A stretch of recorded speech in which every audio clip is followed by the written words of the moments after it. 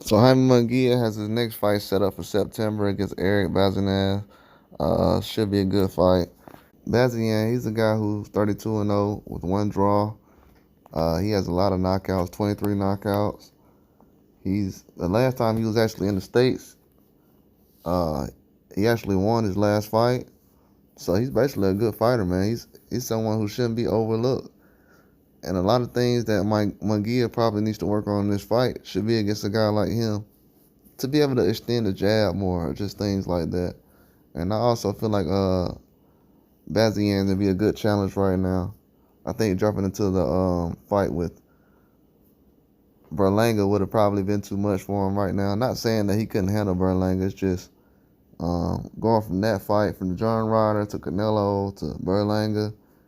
I mean, just for me knowing what's going on in the sport of boxing, most people's favorite boxers ain't taking 3 fights in a row like that. So, and then with Munguia, he needs some time to basically get himself back to where he was and before the Canelo fight. So I think this fight would definitely do it.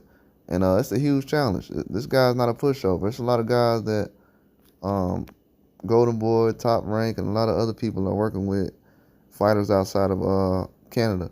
Can't really sleep on Canadian fighters. I'm going to just say that because I know years ago people did that with Jean Pascal, and we've seen how that turned out. He's had a lot of upsets over the years, a lot of victories. So when I usually think of a Canadian fighter, I don't just think of Jean Pascal, but that's someone I watched live during the beginning of his career.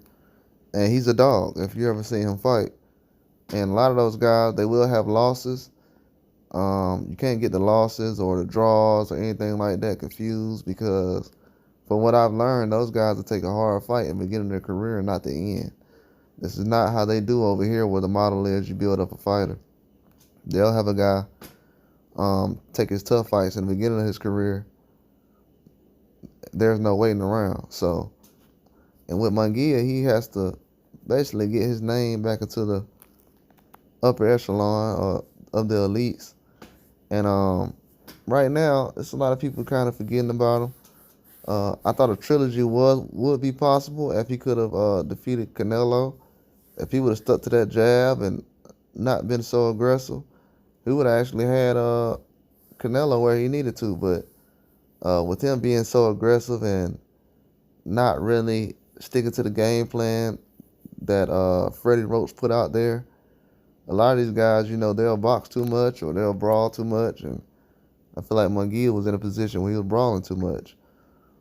But in this fight, he's going to have to get back to the principles that he needs to stick to the jab. That's where he's at his best.